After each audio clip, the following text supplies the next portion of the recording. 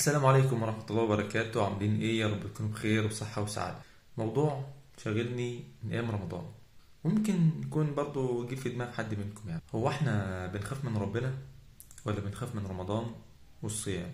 يعني بطريقة تانية، ليه احنا بنقدس رمضان اكتر ما بنقدس ربنا سبحانه وتعالى؟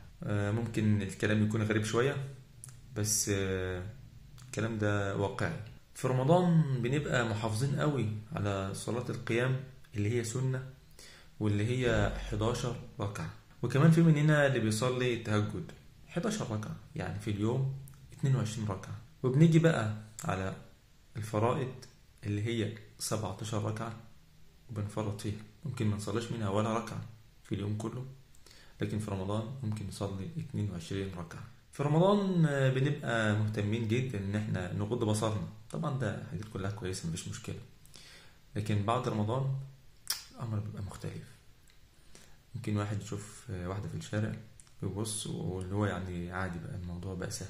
مفيش رمضان، مفيش صيام، كده بقى العملية يعني سهلة، مفيش حرمانية. انا مش عارف متخيل الوضع. يعني هل هو مفيش حرمانية، ولا الصيام هو اللي مكتفك؟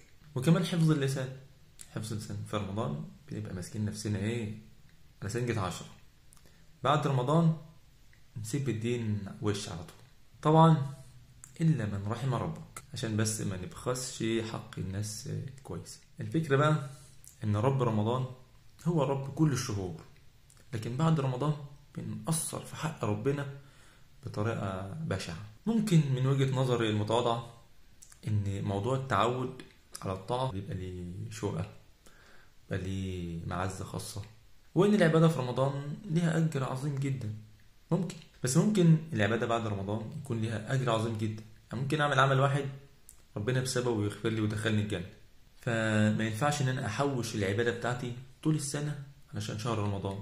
يعني ممكن ما حصلش شهر رمضان، ممكن أموت قبل رمضان. والله الكلام ده أنا بقوله لنفسي قبل ما بقوله ليكم، لأن إحنا كلنا زي بعض، كلنا في مركب واحد. فأنا مش عارف إيه العمل اللي هينجيني، مش عارف هعيش لحد إمتى، يا ترى حصل رمضان ولا لأ.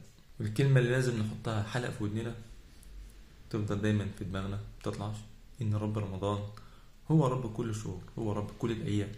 ربنا يغفر لنا تقصيرنا، اللهم آمين. أشوفكم على خير، والسلام عليكم ورحمة الله وبركاته.